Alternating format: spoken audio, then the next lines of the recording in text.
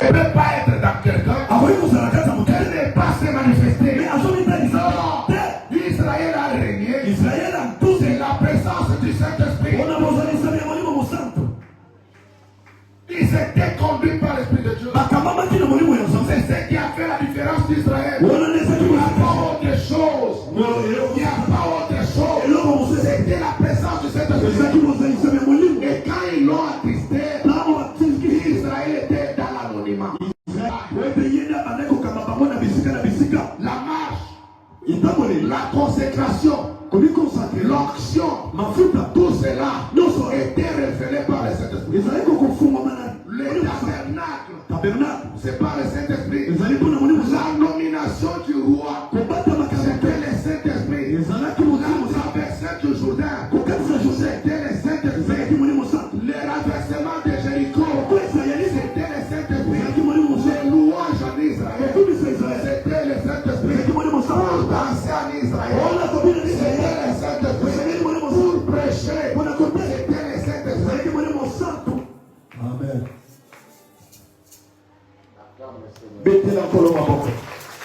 C'est pourquoi on dit, c'est poussé par le Saint-Esprit que les hommes ont parlé de la part de Dieu. Aujourd'hui, les gens parlent poussés par je ne sais quoi. Poussés par l'esprit de gloire. Poussés par l'intelligence humaine. Poussés par la théologie.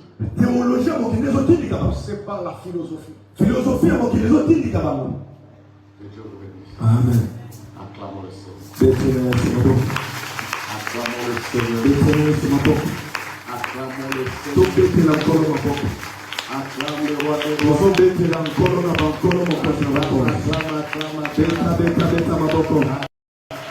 Le Branhamisme, c'est centré sur ce développement.